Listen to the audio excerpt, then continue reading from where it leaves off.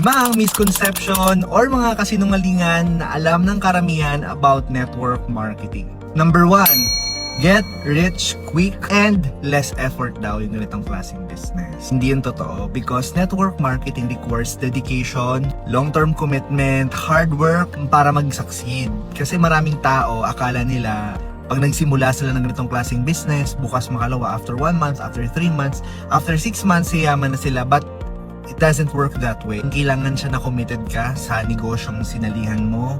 Kailangan na sipagan mo yung negosyong ginagawa mo.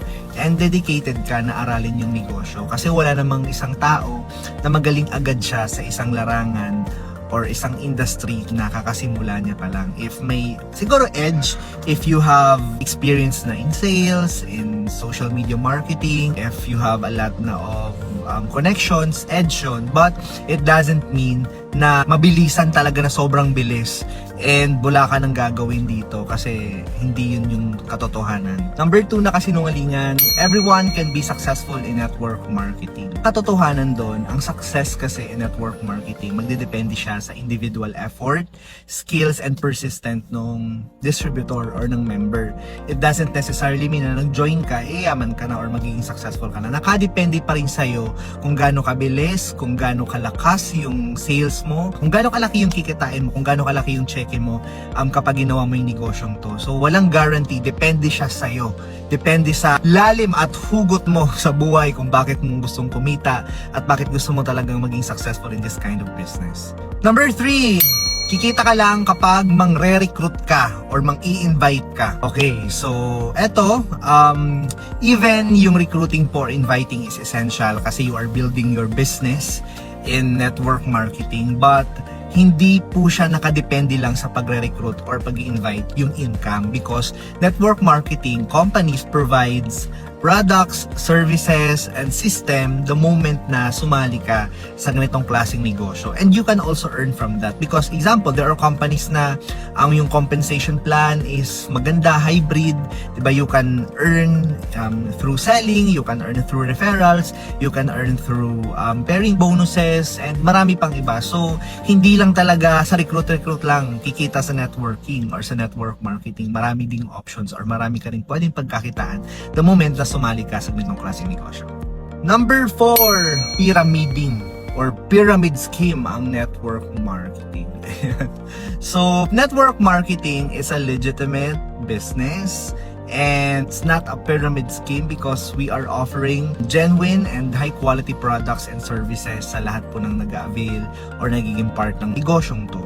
So, hindi lang siya katulad lang ng pyramid scheme na, kasi magkaiba magkaiba yung pyramid scheme sa networking. Ang pyramid scheme, kikita ka lang the moment na nagre-recruit ka, as in puro tao-tao lang talaga. Meanwhile, ang network marketing hindi ganun. You are building your community, you are building your team kasi may ino-offer din kayong products and services. So, hindi ka lang kikita pag may bagong recruit.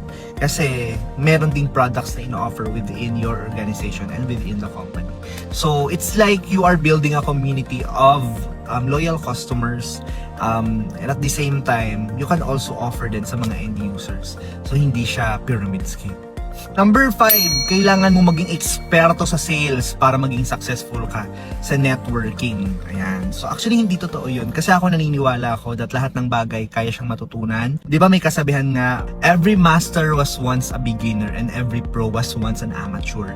So ibig sabihin, with the right mentorship, with the right system, with trainings, di ba, and application, kaya mo matutunan yung ganitong klaseng negosyo. And di ba, we can grow. Ito yung isa sa pinaka-nagandahan ko sa ganitong klaseng business because hindi ka lang kikita. Habang kumikita ka, na lalabas mo yung potential mo, nalalabas ko yung potential ko, and natututo ako about financial literacy, natututo ako about mindset, natututo ako how successful people think, and yun yung isa sa pinaka binigay sa akin na asset ng ganitong klaseng negosyo, yung ganong mga trainings na hindi ko siya matututunan sa labas, but here in network marketing, the trainings most are free. Then you may mentor ka pa na successful na sa business, na talagang marami nang napatunayan, marami na ring experiences and wisdom na ituturo din sa iyo yung mga natutunan niya. So para sa akin, plus talaga yun.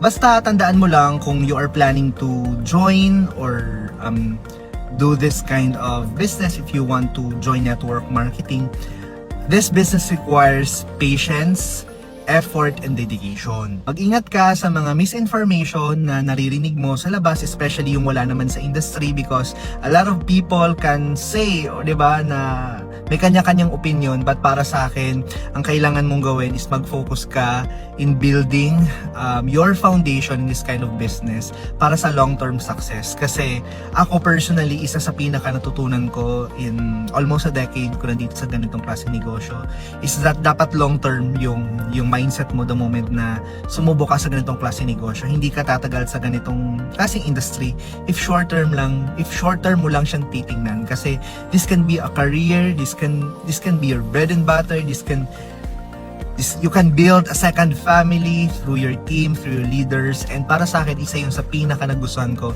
in this kind of business. So, yun yung pinaka-advice ko sa'yo. And if ikaw, kung nanonood ka at umabot ka sa part ng video na to, if you want to know about my system, my team, my business, if you want to be part of my network marketing business or interesado ka, may mga tanong ka pa about network marketing, you can message me directly here in my Facebook after mapanood yung video na to. Or if you have friends and family members na hindi sila ganun ka-inform about network marketing, you can tag them or share them this video. Thank you so much and see you again next time.